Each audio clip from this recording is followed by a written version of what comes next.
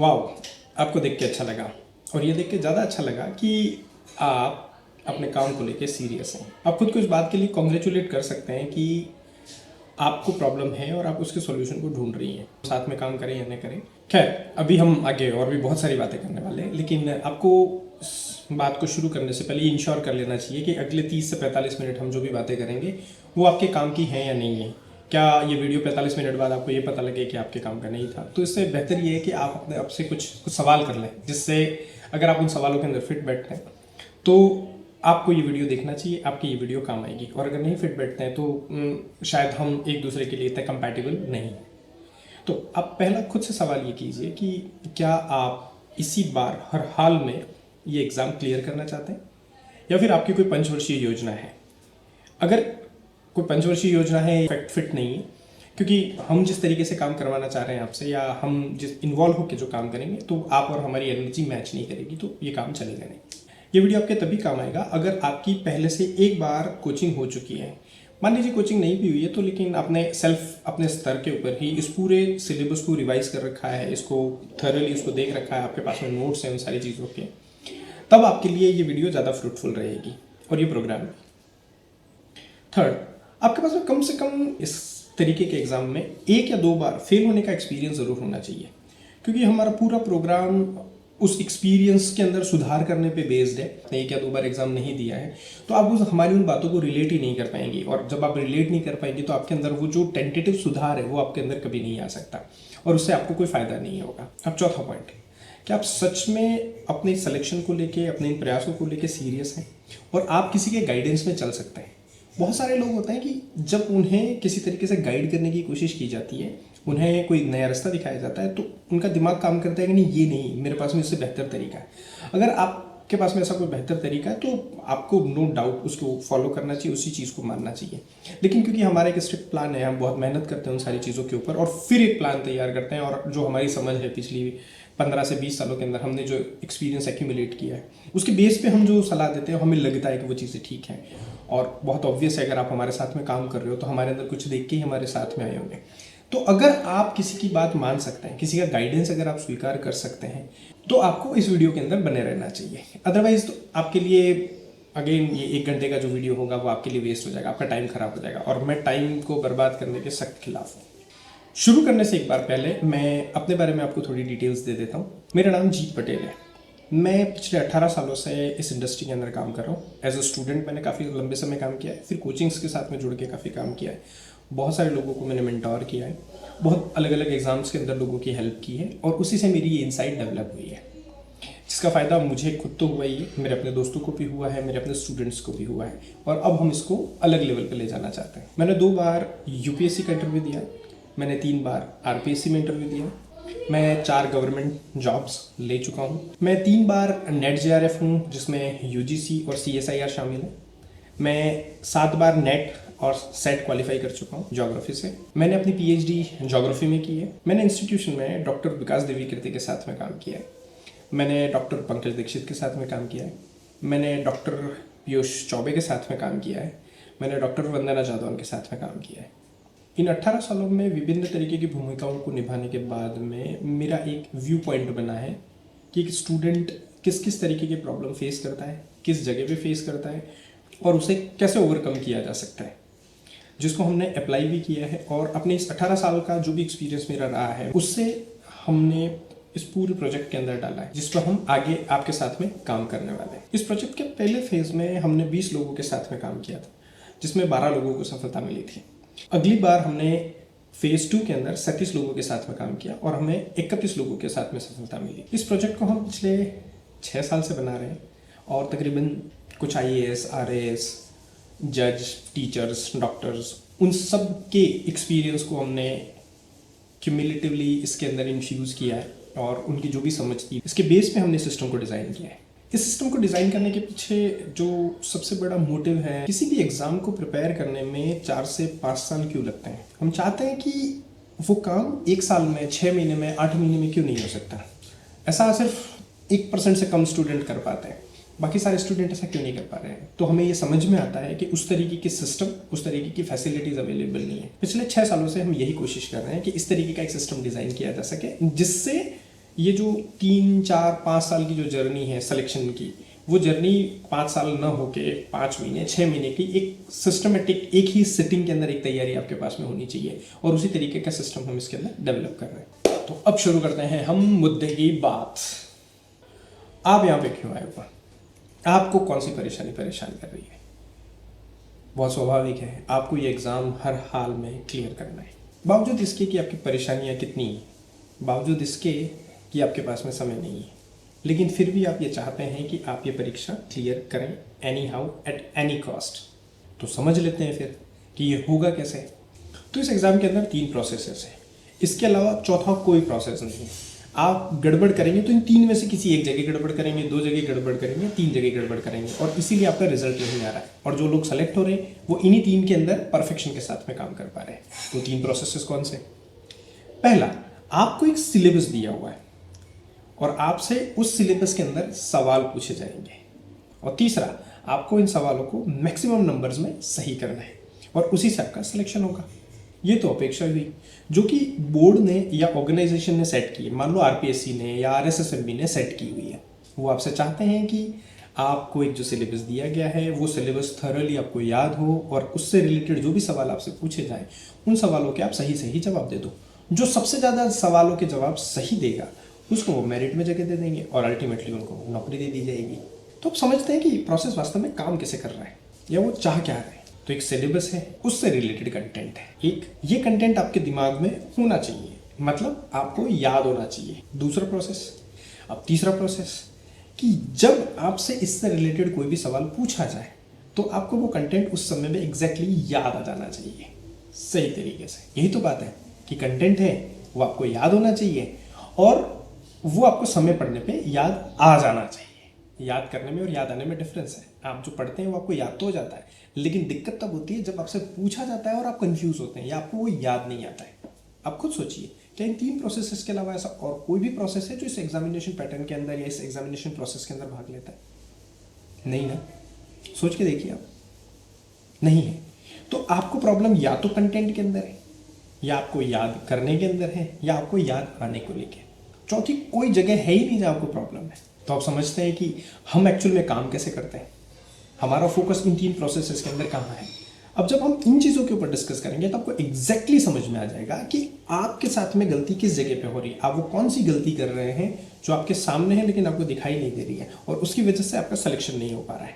और आपका दोस्त या वो टॉपर्स जो ऐसा क्या कर रहे थे इन 3 प्रोसेसेस के अंदर ही वो भी काम कर रहे हैं, ऐसा वो क्या कर रहे थे जिसकी वजह से उनका सिलेक्शन हो गया, और ऐसा क्या था जो आप नहीं कर पा रहे थे और आपका सिलेक्शन नहीं हुआ।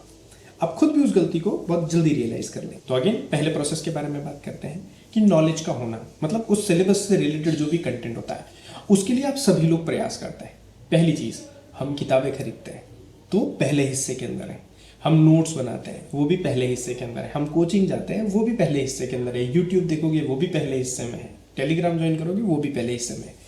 पूरी इंडस्ट्री, सारे लोग, हम, आप, कोचिंग, दुनिया जहान में जितने भी लोग हैं, और 100% लोग इस काम के पीछे हैं कि उनके पास में ये कंटेंट होना चाहिए, और सभी लोग नॉलेज को लेने के पीछे लगे हुए हैं। आप भी इसी अंधी दौड़ के अंदर लगे हुए हैं। आपका दोस्त कोई नई किताब लाएगा तो आपको किताब लाने का मन कर जाएगा, किसी दोस्त ने बताया कि टीचर बहुत अच्छा है तो आपका उसका कोचिंग करने का मन कर जाएगा, नया कोर्स आएगा तो वो लेने का मन कर जाएगा। तो आप देखो, आपका पूरा दिमाग, पूरी इंडस्ट्री, सारे कोचिंग्स, सब कुछ एक कोशिश करते हैं कि आपको ज़्यादा से ज़्यादा नॉलेज दी जाए, और आप इस गलतफहमी में हैं कि इस नॉलेज को लेके आपका सिलेक्शन हो जाएगा। लेकिन एक्चुअली आप सिर्फ, आपके पास में वो नॉलेज आप इकट्ठी कर रहे हैं, अभी तो आपके दिमाग में गई नहीं है, अभी तो दूसरे प्रोसेस में आप आए ही नहीं, आपको वो याद तो हुआ ही नहीं। तो अब दूसरे प्रोसेस में चलते हैं कि दूसरे प्रोसेस में क्या चीज़ थी। दूसरे प्रोसेस में चीज़ थी कि इस कंटेंट को याद करना। सिलेबस तो पहला प्रोसेस था जिसके अंदर सारा कंटेंट आएगा। अब दूसरा प्रोसेस कि इसे याद करना है। अब चीज़ें याद कैसे होती हैं हमें? तो चीज़ों की याद करने का बहुत सिंपल, याद करता कौन है? याद करता है हमारा दिमाग, आप और हम नहीं करते हैं, और ऐसा कोई प्रोसेस नहीं है। याद हम सिर्फ हमारा दिमाग करता है, दिमाग के चलने के अपने तरीके हैं। तो दिमाग के कुछ फिक्स प्रोसेसेस हैं जिससे चीज़ों को याद होता है। एक प्रोसेस है रिवीजन। अगर आप किसी चीज़ को बार बार देखेंगे तो वो चीज़ आप चाहो या ना चाहो आपको याद हो जाएगा, और आपकी मेमोरी के अंदर अभी जितनी भी चीज़ें हैं उसमें 90% चीज़ें आपको रिवीजन से याद हुई हैं। और दूसरी चीज़ है जिससे कोई चीज़ याद होती है, उसको कहते हैं रेफरेंस या रेलेवेंस या रिलेशन। अगर किसी चीज़ से आप संबंध स्थापित करके अगर किसी चीज़ को देखेंगे समझेंगे तो वो जल्दी याद हो जाएगी आपको। लेकिन अगर आप संबंध स्थापित नहीं करते, रिपीटेशन से ही आपको चीज़ें याद होंगी। इसके अलावा तीसरा कोई प्रोसेस नहीं है जिससे आप किसी चीज़ को याद कर सकें। आप याद करके देखिए। अब आ जाते हैं तीसरे तरीके पे। कंटेंट जितना इंपॉर्टेंट है इनिशियली, उतना ही इंपॉर्टेंट याद करना है। ऐसी याददाश्त का क्या फ़ायदा जो समय पढ़ने पे आपको याद ही ना है?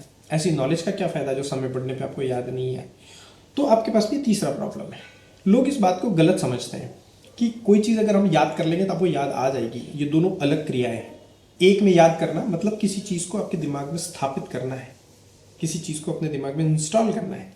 लेकिन याद करना, जिसको हम रिकॉल कहते हैं, वो तो अलग प्रोसेस है। उसमें होता है कि आपके दिमाग के अंदर कोई चीज़ पड़ी हुई है, कोई डेटा पड़ा हुआ है, उसको वापस से बाहर निकालना और अपने चेतन मन में लाना और उसको एक्ट में लाना।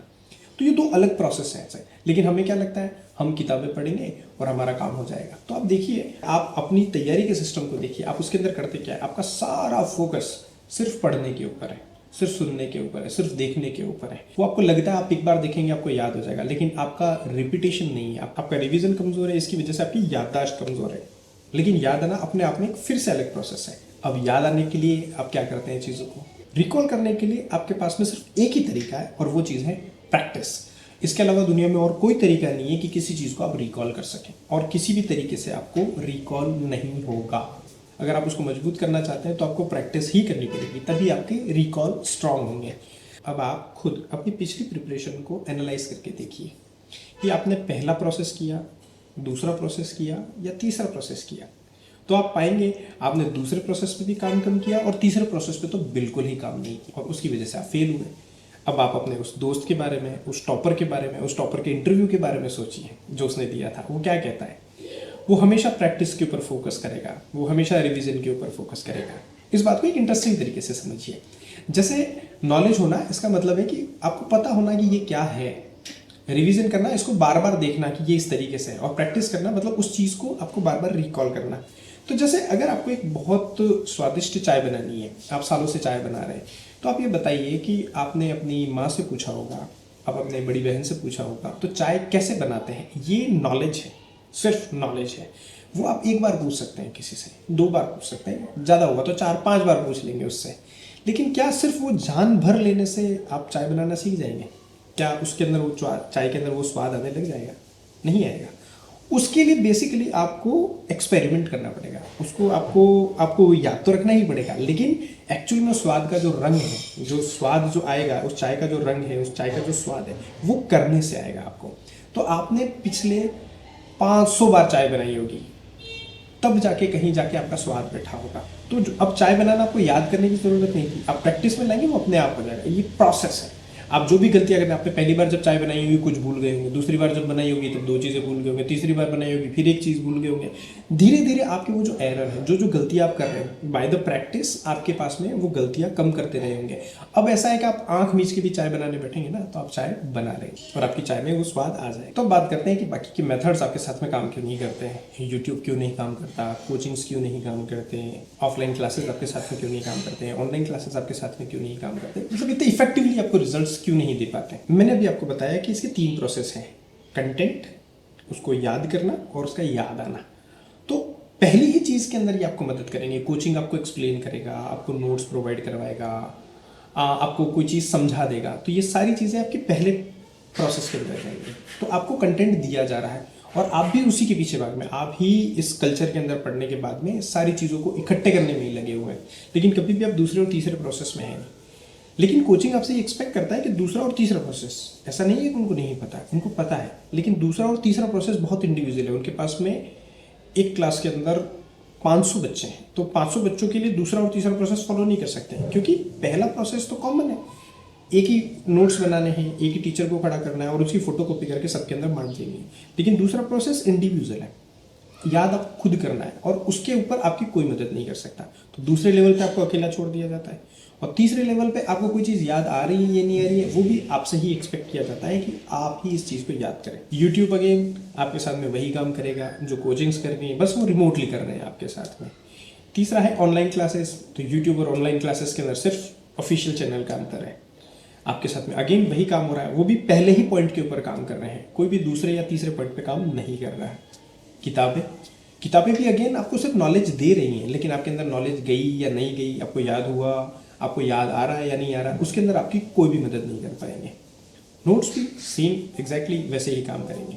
हाँ, अगर आपने खुद के नोट्स बनाए हैं वो ज़रूर आपकी दूसरे और तीसरे पॉइंट में हेल्प करते हैं, क्योंकि जब हम लिखते हैं तो हम सोचते हैं, हमारे दिमाग में वो चीज़ प्रोसेस होती है, तो जब लिखते वक्त भी हमें कुछ चीज़ें याद होती है। इसलिए बहुत सारे टीचर्स आपको कहेंगे, बहुत सारे साइंटिस्ट आपको कहेंगे कि आपको लिख के पढ़ना चाहिए, लिख के पढ़ने से चीज़ें आपको याद हो। एक और इंटरेस्टिंग बात है, आपने कभी गौर किया है कि एक क्लास के अंदर एक ही टीचर है, सभी स्टूडेंट्स को एक ही चीज़ पढ़ा रहा है, एक जैसे नोट्स बांटे गए हैं, एक जैसा एनवायरमेंट है और इतना ही टाइम सभी लोग उस क्लास के अंदर दे रहे हैं, लेकिन अगर उसी क्लास में अगर टेस्ट हो जाए तो सबके मार्क्स अलग अलग आए। ऐसा क्यों होता है जबकि कंटेंट तो सेम है? तो अब वापस से उन्हीं 3 प्रोसेसेस के बारे में बात करते हैं, कंटेंट, याद करना और याद आना। तो आप देखेंगे कि अब इसमें क्या चीज़ कॉमन है। इसके अंदर पहली चीज़ कॉमन है कि ये सबके अंदर सेम है, लेकिन याद होने की जो दर है वो अलग है और याद आने की जो दर है वो अलग है। अब ये दोनों चीज़ें किस बात पर निर्भर कर, क्यों अलग है? आखिर मैं आपसे किस तरीके अलग हूँ कि आपके मार्क्स मुझसे ज़्यादा क्यों आ रहे हैं? कुछ तो वजह होगी ना। और वो इंडिविजुअल डिफरेंसेस कौन है जिसके बारे में कोई बात नहीं करता है, ना कोई कोचिंग बात करेगी आपसे, बस ऐसे फौरी तौर पे कह देंगे कि यार आप ध्यान नहीं लगा रहे हो, आपका मोटिवेशन वीक है, उस तरीके से। लेकिन वास्तविकता में आपकी जो पर्सनैलिटी के अंदर जो डिफरेंसेस हैं, आपकी लर्निंग कैपेसिटी के अंदर जो डिफरेंसेस हैं, उस कारण से ये अंतर आता है। साइकोलॉजी की लैंग्वेज में इनको मेटाकॉग्निटिव स्किल्स कहा जाता है। ये मेटाकॉग्निटिव स्किल आपकी और मेरी अलग है, इसलिए जब भी आपको कोई चीज़ पढ़ाई जाएगी और मुझे सेम चीज़ पढ़ाई जाएगी तो मैं अलग तरीके से उस चीज़ को लूँगा और आप अलग तरीके से उस चीज़ को लोगे। मतलब मुझे अलग तरीके से चीज़ें याद होंगी और आपको अलग तरीके से याद हो सकता है आपको बहुत ज़्यादा याद हो और मुझे बहुत कम याद। पर ये डिफरेंसेस एक्चुअल में है कहाँ से? ये है हमारी मेटाकॉग्निटिव स्किल की वजह से होती है। मेटाकॉग्निटिव स्किल्स क्या होती है? तो हर स्टूडेंट का मोटिवेशन का लेवल अलग अलग होता है, हर स्टूडेंट के इंटीग्रिटी का लेवल भी अलग अलग होता है, फोकस अलग अलग होता है, इंट्रोस्पेक्शन स्किल अलग अलग होती है, रिटेंशन अलग अलग, याद करने की जो दर होती है वो अलग होती है, समर्पण अलग तरीके का होता है, फीडबैक को लेके उसके रिस्पॉन्स जो होते हैं वो अलग तरीके के, आपकी एनालिसिस करने की जो कैपेबिलिटी होती है, जो स्किल होती है वो अलग होती है। आप लगातार काम कर पाएंगे, इस के अंदर भी डिफरेंस होता है। कुछ लोग ऐसे होते हैं जो लगातार काम कर सकते हैं, कुछ लोग ऐसे होते हैं 3 दिन जोश रहता है, चौथे दिन के बाद में उनका जोश धीरे धीरे ठंडा पड़ता जाता है। तो कंसिस्टेंसी नहीं है। और इंटरेस्ट, किसी स्टूडेंट के अंदर बहुत ज्यादा इंटरेस्ट होता है, किसी स्टूडेंट के अंदर पढ़ाई को लेकर बहुत कम इंटरेस्ट होता है। तो ये वो सारे फैक्टर हैं जिसकी वजह से उस क्लासरूम के अंदर जो चीज सेम पढ़ाई जा रही है, सब सेम चीज उनको दी जा रही है, लेकिन इनमें डिफरेंस होने की वजह से इसका जो आउटकम आता है वो अलग अलग है। लेकिन इनके ऊपर आज तक किसी ने कोई बात, कैसा होता अगर कि इन सारी चीजों के ऊपर भी कोई आपको गाइड करने वाला होता। मान लो आपका मोटिवेशन कम है तो इसको कैसे बढ़ाया जाए, मान लो आपका इंटरेस्ट कम है तो कैसे बढ़ाया जाए, और वो तरीका कौन सा हो। सिर्फ ऐसे कह देंगे कि आपके अंदर मोटिवेशन नहीं है, लेकिन उससे होगा नहीं। मोटिवेशन को इम्प्लांट करने के भी अपने तरीके होते हैं, इंटरेस्ट को जगाने के भी अपने एक तरीके होते हैं। आपके अंदर अगर कंसिस्टेंसी नहीं है तो कंसिस्टेंसी लाने के भी एक तरीका, आपके पास में अगर फीडबैक नहीं है, फीडबैक मैकेनिज्म नहीं है, तो उसके लिए भी आपके पास में तरीके हो सकते हैं, लेकिन इनके ऊपर कोई काम नहीं करता है और ये आपको खुद को मैनेज करने होते हैं। आप इन चीजों को मैनेज नहीं कर पाते हैं। इसकी वजह से क्या होता है, सेम कंटेंट पढ़ने के बाद में भी आपके मार्क्स टॉपर के मार्क्स से जैसे नहीं आते, क्योंकि टॉपर के पास में इन मेटाकॉग्निटिव स्किल के ऊपर काम करने की इनहेरिट कैपेबिलिटीज होती हैं, या वो उसको समय के साथ में करके सीख जाते हैं, या वो किसी के गाइडेंस में होते हैं जो इन छोटी छोटी चीजों के ऊपर उनको गाइड करते रहते हैं। वो बताते नहीं है एग्जैक्टली इसी फॉर्मेट में नहीं बताते, लेकिन वो उनके ऊपर काम करते हैं। तो आप तो सिर्फ किताबें पढ़ रहे हो और वो इन स्किल्स के ऊपर भी काम कर रहे हैं, या वो खुद से या तो इक्विप्ड है या फिर उनके साथ में कोई काम कर रहा है। तो आपको भी चाहिए कि कंटेंट तो आपका सेम है, लेकिन अगर आप कंसिस्टेंट नहीं है, आपको लगता होगा कि मैं ही काम चोरी कर रहा हूँ इसके अंदर, लेकिन ऐसा नहीं है। ऐसी कोई चीज़, ऐसा मैकेनिज्म आपको पता नहीं है जिसकी वजह से आप कंसिस्टेंट हो सकते हैं। आप सोचिए, अगर जैसे आप कोई काम करें और काम करने के बाद में कोई आपको कहे कि शाबाश आज तो बहुत बढ़िया काम किया, तो आपका दूसरे दिन काम करने का मन करेगा या नहीं करेगा? बहुत ऑब्वियस से करेगा। अगर मान लीजिए इसी काम को तीसरे दिन भी करो आप और तीसरे दिन फिर आके आपसे कोई कहे कि यार ये काम शानदार किया और इसके अंदर ये चीज़ की कमजोरी है, तो क्या आप चौथे दिन काम नहीं करोगे? लेकिन ये सिस्टम मिसिंग है आपकी प्रिपरेशन के अंदर। क्या आप 3 दिन पढ़ने के बाद में खुद कोई आपको आके कह रहा है कि अच्छा ये काम बहुत अच्छा किया आपने, ये पढ़ाई बहुत अच्छा किया, या आपको पता चल रहा है क्या कि आपकी तैयारी कितनी हो गई, कितनी तैयारी बाकी है? जब आपके पास में इस तरीके का फीडबैक नहीं होता है तो हम कंसिस्टेंटली काम नहीं कर पाते हैं। कुछ लोग ऐसे होते हैं जो बाय डिफ़ॉल्ट उस तरीके के होते हैं कि उनके अंदर वो कंसिस्टेंसी होती है, उनके अंदर वो मोटिवेशन, उनके अंदर वो ड्राइव होती है, इसकी वजह से वो लगातार काम करवाते हैं। मतलब सिरफिरे पागल टाइप होते हैं वो एक तरीके से, उनको इसके अलावा और कुछ नहीं दिखाई देता, वो लोग कर लेते हैं। लेकिन आम लोग जो होते हैं वो उस तरीके से नहीं करते, उनको उस मोटिवेशन की रिक्वायरमेंट होती है, उस फीडबैक की रिक्वायरमेंट होती है, लेकिन वो मिसिंग है आपके लाइफ, इसकी वजह से आपको ये कभी नहीं होगा। लेकिन सोच, अगर आपने कभी गौर किया है, जब हमारे घर में भी कोई हाउस होल्ड हम हेल्प लेते हैं किसी की, तो जब हम उसके ऊपर नज़र रखते हैं तो वो अच्छा काम करता है, लेकिन जैसे ही हम उसे नज़र हटाते हैं वो काम करना बंद कर देता है।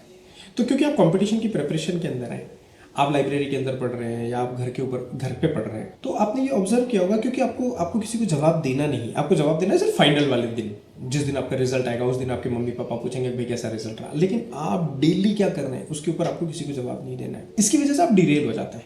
लेकिन अगर कोई रोज शाम को अगर आपको ये पूछे कि आज आपने क्या काम किया, तो आपको क्या लगता है, आप दूसरे दिन जाके, क्योंकि आपको आज शाम को वापस से जवाब देना है, तो आप उस काम को नहीं करेंगे? अगर इस तरीके का ऑब्जर्वेशन आपके ऊपर होता है तो क्या आप कंसिस्टेंटली काम नहीं कर सकते? अगर आप जो काम कर रहे हैं उसको कोई गाइड करता है कि आपने आज ये जो काम किया वो गंदा काम था, आपने आज ये जो काम किया वो ठीक काम था, आपने आज जो काम किया इसके अंदर ये वाली चीज़ें ठीक थी, अगर इस तरीके से कोई फीडबैक दे, इस तरीके से कोई आपको वॉच करे और आपको अकाउंटेबल बनाए और आपको कोई काम दे दे कि भाई ये काम तुझे करना ही करना है, इतना काम मैं आपसे लूँगा, इतने पेज आपको पढ़ के देना है, और रोज़ आपके अगर ऐसे आके कोई डंडा करे, तो आपको क्या लगता है आपके अंदर कंसिस्टेंसी अपने आप नहीं आ जाएगी? क्या आपको रोज कोई मोटिवेट करने वाला हो? मोटिवेट करने के लिए कोई जयकारे नहीं लगाने होते हैं, मोटिवेट करने के लिए होता है कि आपके काम को कोई एक्नॉलेज कर रहे हैं कि आपने जो काम किया वो अच्छा है, कोई आपको बताए हाँ यार आप अच्छा कर रहे हैं, आप उस डायरेक्शन में जा रहे हैं, आपकी प्रोग्रेस हो रही है। अगर कोई आपको ऐसा बताने वाला हो तो आपके अंदर अपने आप से एक बात और आने लग जाएगी कि आज मैंने जो काम किया, अच्छा मैं इतना आगे बढ़ाऊँ। तो कल आप जब काम करेंगे तो आपको ये रहेगा कि अच्छा मैं शाम को देखूँ मैं कितना आगे बढ़ा।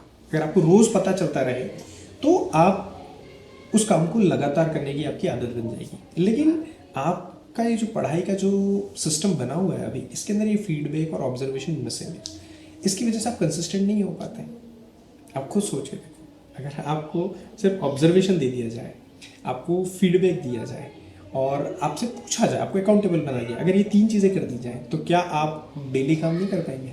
अरे डेली छोड़िए, चलिए आप क्या आज जितना काम कर रहे हैं या 10 दिन आपको अकेले छोड़ दिया जाए और 10 दिन मैं आपके साथ में इसी तरीके से काम करूं, तो क्या आपके काम की दर और आपके काम की क्वांटिटी बढ़ नहीं जाएगी? तो बस इतना ही तो काम करना था हमें। सेल्फ मोटिवेटेड स्टूडेंट जो होते हैं, सो कॉल्ड इंटेलिजेंट स्टूडेंट जो होते हैं, वो यही तो कर रहे होते हैं। उनको किसी बाहरी सपोर्ट की ज़रूरत नहीं होती है। माना वो बहुत इंटेलिजेंट सब कुछ है, लेकिन अगर आपको इस तरीके का बाहरी सपोर्ट मिल जाए तो क्या आप वो काम नहीं करेंगे? कर लेंगे, क्या दिक्कत है इसके अंदर? मेरा मानना है कि इन मेटाकॉग्निटिव स्किल्स के ऊपर जिस पे आपको काम करना चाहिए, कोचिंग ये एक्सपेक्ट करते हैं कि आप उसके ऊपर काम करें, पर बहुत ऑब्वियस है इसके लिए अलग से स्किल सेट लगता है अगर आप नहीं कर पा रहे। लेकिन कोई अगर आपकी इन मेटाकॉग्निटिव स्किल्स को सुधारने अगर आपकी मदद करे तो कंटेंट तो मार्केट के अंदर सेम है, सभी वही पढ़ रहे हैं, उसी से सिलेक्शन भी हो रहे हैं सबके, लेकिन इसके ऊपर कोई काम नहीं कर रहा। अगर इन मेटाकॉग्निटिव स्किल्स के ऊपर कोई आपके साथ में काम करे तो इस पे आप काम कर रहे हैं, इन चीज़ों पे कोई दूसरा काम करेगा, ये दोनों मिल के जब परफॉर्म करेंगे तो आपके सिलेक्शन से आपको कोई नहीं रोक सकता है, क्योंकि टॉपर्स भी तो इन्हीं चीज़ों को यूज़ कर रहे हैं। तो पिछले 6 सालों से हम इस रिसर्च पे ही लगे हुए थे कि इस मेटाकॉग्निटिव स्किल्स पे किस तरीके से काम किया जाए कि कंटेंट तो स्टूडेंट के पास में है, लेकिन ये मेटाकॉग्निटिव स्किल्स का सपोर्ट अगर हम स्टूडेंट को बाहर से देते हैं तो इससे स्टूडेंट की परफॉर्मेंस बढ़ जाएगी।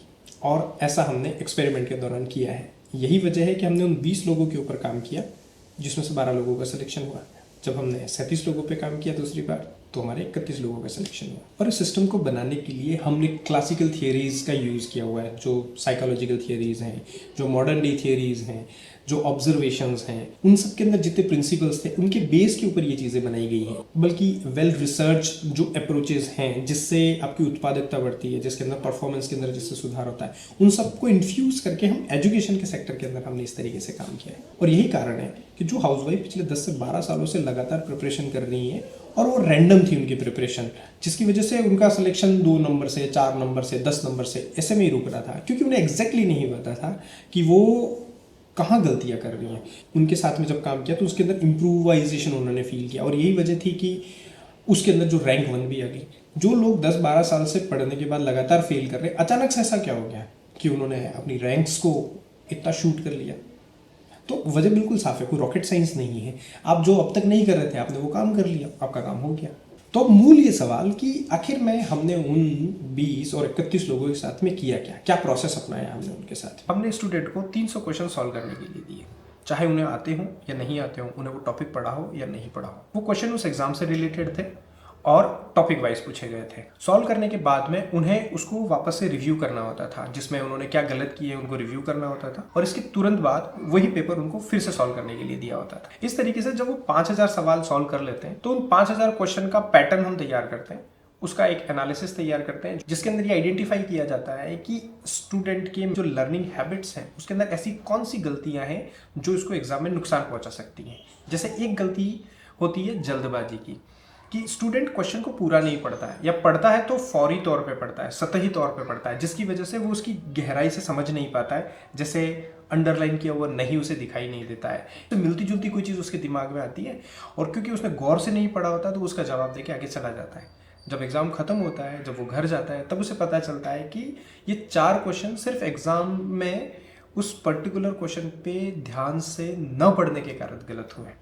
और ऐसा हो सकता है कि उन्हीं 4 क्वेश्चन की वजह से वो फेल भी हो गया, वो ऑलरेडी पास हो गया था, लेकिन वो 4 क्वेश्चन उसके गलत हुए, जिसकी वजह से माइनस मार्किंग हुई और अब वो अपने सिलेक्शन से बाहर हो गया। तो ऐसी बहुत सी गलतियाँ जो स्टूडेंट को आज की तारीख में वहाँ गलती करने और उसके बाद में अपने मार्क्स को देखने के बाद में रियलाइज़ होता है कि मैं ये गलती कर रहा था। हमारे स्टूडेंट को बहुत पहले ही इन्फॉर्म कर देते हैं कि आपके अंदर इस तरीके की प्रॉब्लम है, और ऐसे हमारे पास में 10 और पैरामीटर हैं जिसके बारे में हम उन 5000 क्वेश्चन के एनालिसिस से उस स्टूडेंट से बात करते हैं कि आपको ये तकलीफ है और ये नहीं करना है।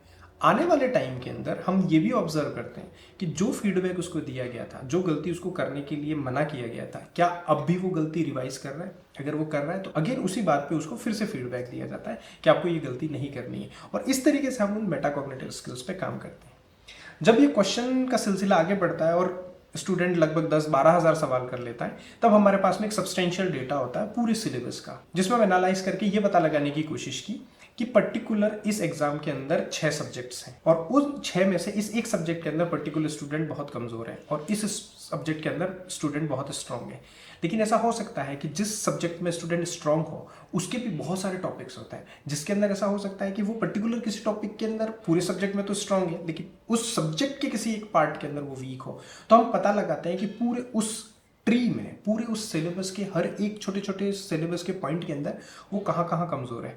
उसके बाद में उसी एक प्रॉपर काउंसलिंग होती है जिसमें उसको बताया जाता है 12-13 हज़ार क्वेश्चन के सैंपल के डेटा के बेस पे कि आपको ये पर्टिकुलर इस टॉपिक के ऊपर प्रॉब्लम है और आपको हिस्ट्री के अंदर ये पर्टिकुलर एक चीज़ पढ़नी है। जैसे हम हिस्ट्री के अंदर मॉडर्न है, मॉडर्न के अंदर हम चले जाएंगे पुनर्जागरण काल के अंदर। पुनर्जागरण काल के अंदर में भी हमें लगता है कि पर्टिकुलर स्वामी दयानंद सरस्वती के सवाल जो है वो ज़्यादा गलत हो रहे हैं, तो हम उसको पिन पॉइंटेडली ये बताने में कामयाब होते हैं कि आपको स्वामी दयानंद सरस्वती के ऊपर फोकस करना है। तो इससे स्टूडेंट की एक प्रॉब्लम ये सॉल्व हो जाती है कि उसको ये जजमेंट नहीं लेना पड़ता है कि उसे क्या पढ़ना है, वो हर चीज़ पढ़ रहा है लेकिन हम उसे ये बताते हैं एग्जैक्टली कि आपको यहाँ प्रॉब्लम है और आपको ये पढ़ना है। इससे उसकी एनर्जी जो थी वो कंसाइज हो जाती है और वो पर्टिकुलर उसी जगह पे फोकस करता है जहाँ उसको करने की ज़रूरत है, और इसमें हम अपना कोई दिमाग नहीं लगाते हैं। हमारे सिस्टम में जिस तरीके से चीज़ें आती है, जो डेटा मैप होता है, उसके एनालिसिस के बाद में हमें जो चीज़ें पता चलती है, हम एक एक चीज़ के ऊपर उसके साथ में काम करते हैं। जब ये सवाल 15,000 से ज़्यादा हो जाते हैं, इसके बाद में हमारी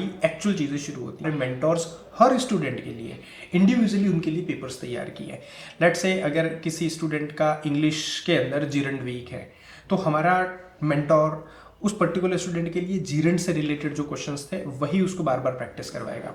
तो हमारे लोग इस तरीके से काम करते हैं, आप वही पढ़ें जो आपकी प्रॉब्लम है, आप हर चीज़ मत पढ़िए। अब इस बात का क्या ही फायदा है, आपसे पूछा जा सकता है कि भारत की राजधानी क्या है, लेकिन ये आपको इतना डीपली याद है कि इसके ऊपर अगर आप कितना भी समय देंगे तो उससे आपके एक की जगह 2 नंबर तो नहीं आ जाएंगे। तो आपको बेहतर है कि आपको चेकोस्लोवाकिया की राजधानी याद करनी चाहिए। क्यों? क्योंकि वो आपने इतनी नहीं पढ़ी है, आपकी डीप मेमोरी में नहीं है, और वहाँ ऐसा हो सकता है कि आपके 0 नंबर आ जाए। लेकिन अगर आपने उसको ज़्यादा पढ़ा और आपको याद रही तो आपको 1 मार्क मिलेगा उसके अंदर।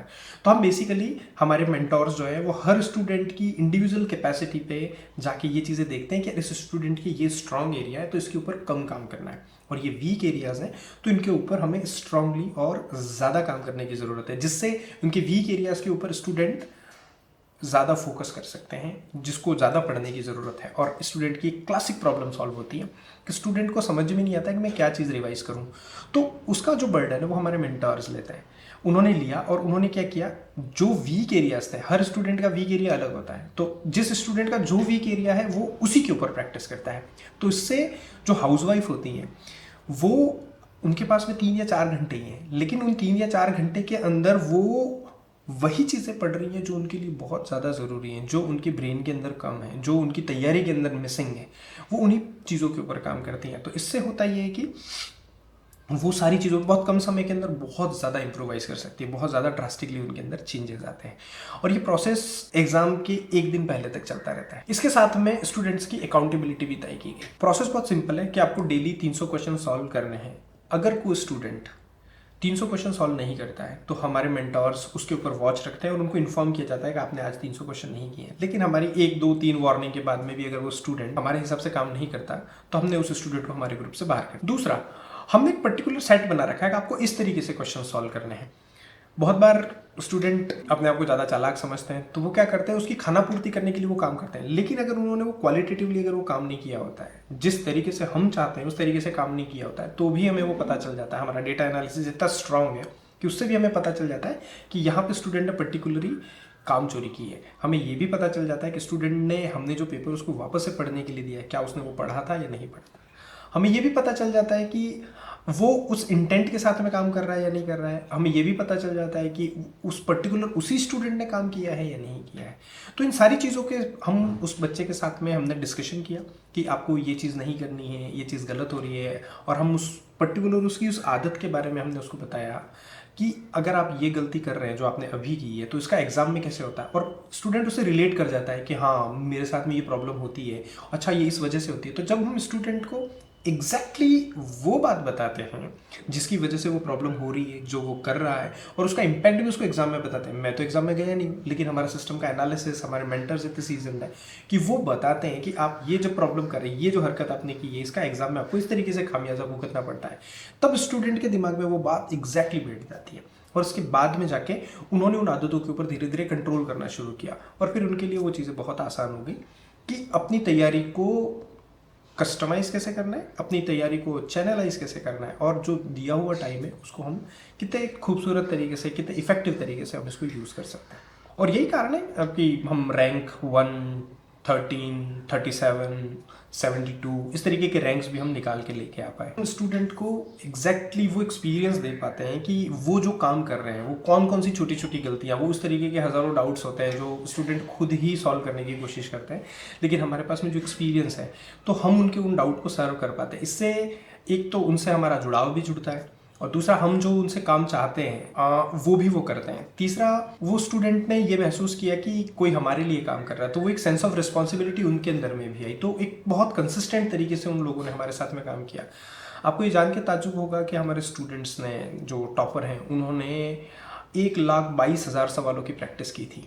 तो अब ये कैसे संभव है कि अगर आप 1,22,000 सवालों की प्रैक्टिस आप कर लें और इसके बाद आपकी रैंक नहीं है, तो ये लगभग नामुमकिन सी बात है। लेकिन मुश्किल बात यह है कि आप 1,22,000 क्वेश्चन कर पाए। आप अकेले तो नहीं ही कर पाएंगे, मतलब मेरे जैसे लोग तो नहीं ही कर पाते। अगर उनके पास में ऑब्जर्वेशन, इस तरीके का सिस्टम उनके पास में अवेलेबल है, कोई करवाने के लिए उनके पास में है, कोई अकाउंटेबल उनको बनाने के लिए है, तो फिर ये आसानी से किया जा सकता है। हाउसवाइफ के साथ में एक और प्रॉब्लम होती है कि उनको बहुत ऐसे इमोशनल ट्रॉमा भी आ जाता है, कभी कभी मूड स्विंग्स भी होते हैं उस तरीके से, उनको लगता है कि इससे पता नहीं हो पाएगा या नहीं हो पाएगा। तो हमारी काउंसलिंग टीम के अंदर जब उनके रिजल्ट्स अप एंड डाउन्स होते हैं तो हम उनसे बात करते हैं, क्योंकि हम उन चीज़ों को समझते हैं कि एक्चुअली वो किस फेज से गुजर रहे होंगे। तो फिर हम उनको हील करने में जितनी भी हम मदद कर पाते हैं, जो हमारी दूसरी भी मेंटर्स हैं, वो भी उस तरीके से उनकी मदद करवाते हैं। तो ओवरऑल अगर देखा जाए तो हम वो एक कंड्यूसिव एनवायरनमेंट क्रिएट करने में हम अभी तक कामयाब रहे हैं। हमारा डेटा एनालिसिस सिस्टम उस तरीके का, हमारे मेंटर्स उस तरीके के हैं कि हम स्टूडेंट की जो रियल प्रॉब्लम्स हैं, जो सच में किसी भी रिजल्ट के अंदर इम्पैक्ट पैदा कर सकती हैं, हमने उनको एड्रेस किया है, और उसी वजह से इस तरीके का काम हो पाया है। तो अगर आपको भी लगता है कि ऐसा सिस्टम अगर आपके साथ में होगा और आप उसके साथ में काम करेंगी, और डेडिकेटेडली अगर आप भी 3 से 4 घंटे अगर आप हमें इस सिस्टम के साथ में अगर दे पाएंगी और आपका सुधार हो सकता है, तो आपका स्वागत है। हम बहुत सारे लोगों को ले नहीं पाते, इनिशियल स्क्रीनिंग के अंदर ही बहुत सारे लोगों को हमें हटाना पड़ जाता है। नॉर्मली अगर 10 इंक्वायरीज हमारे पास में आ रही है तो हम 2 या 3 लोगों को ही अभी तक तो एंटरटेन कर पा रहे हैं। इसके अंदर में भी समय के साथ में जब लोग काम नहीं करते हैं, जो काम हमने दिया होता है उन्हें नहीं कर रहे होते, तो उनमें से भी कुछ लोगों को हमें ज़बरदस्ती एलिमिनेट भी करना होता है। वो नाराज़ भी होते हैं थोड़े, लेकिन जो पॉलिसी है वो पॉलिसी है। क्योंकि मैं, मेरी टीम, हम सब लोग बहुत मेहनत करते हैं आपके एनालिसिस को देखने के लिए, आप परफॉर्मेंस देख रहे हो या नहीं देख रहे हो, और जब आपकी तरफ से इस तरीके का रिस्पॉन्स नहीं आता है तो फिर हमें उस तरीके के कड़े कदम उठाना ही पड़ता है। और यही वजह भी है कि शायद हम उतना डिसिप्लिन वे से हम रिज़ल्ट दे पा रहे हैं। हम उम्मीद करते हैं कि आगे आने वाले टाइम में आप और हम मिलकर जब काम करेंगे तो आप भी उस तरीके की चीज़ें देख पाएंगी, आप भी उस तरीके के रिज़ल्ट अपनी लाइफ में ला पाएंगे। मैंने कोशिश की है कि सारे सवालों के जवाब मैं आपको बहुत ट्रांसपेरेंट तरीके से इस वीडियो के माध्यम से दे पाऊँ, लेकिन ऐसा हो सकता है कि कुछ सवाल अनसर्व्ड रह गए हों, कुछ एरिया ऐसे होंगे जो मैं छू नहीं पाया हूँ उनको। और आपके अगर इस तरीके के कोई भी डाउट, कोई भी सवाल हैं आपके सिलेक्शन को लेके या इस सिस्टम को लेके, अगर आपको किसी तरीके का डाउट है तो आप टीम से संपर्क कर सकते हैं। नीचे दिया हुआ नंबर है, आप उसके ऊपर कभी भी कॉन्टैक्ट कर सकते हैं, और हमसे जुड़ने के लिए भी इसी नंबर पर आप सीधे संपर्क कर सकते हैं। मैं उम्मीद करता हूँ कि आप वीडियो के आखिरी तक बने हुए हैं तो आपको बहुत सारी इंसाइटफुल इन्फॉर्मेशन इसके अंदर मिली होगी। आप ये बात समझ पाए होंगे कि तैयारी के ऊपर सिस्टमेटिक तरीके से कोई ज़रूरी नहीं है आप और हम साथ में काम करें, लेकिन अगर आप भी इन मेटाकॉग्निटिव स्किल्स के पॉइंट्स के ऊपर आप खुद इंडिविजुअल लेवल पे भी अगर काम करेंगे तो आपको सफल होने से कोई नहीं रोक सकता है। और आपकी एक अच्छी बात यह है कि अगर आप इस वीडियो के अंत तक बने हुए हैं तो एक चीज़ तो तय है कि आपके अंदर उतनी आग ज़रूर है, जो आप जिस बात से परेशान हैं या आप जिस सवाल का जवाब ढूंढ रही हैं और इतना पेशेंस आपने लिया, तो आप और भी बहुत जगह कोशिशें कर ही रहे होंगे। तो कोशिश करने वालों को कभी ऐसे हार नहीं मिलती है। ठीक है, आपकी डिले हो सकती है कोई चीज़, लेकिन आप उसे महरूम नहीं रह सकते। तो आज नहीं तो कल आपको सफलता तो मिलनी है, तो इसके लिए आप खुद को बधाई दे सकते हैं। मैं तो दे ही रहा हूँ आपको। शुक्रिया।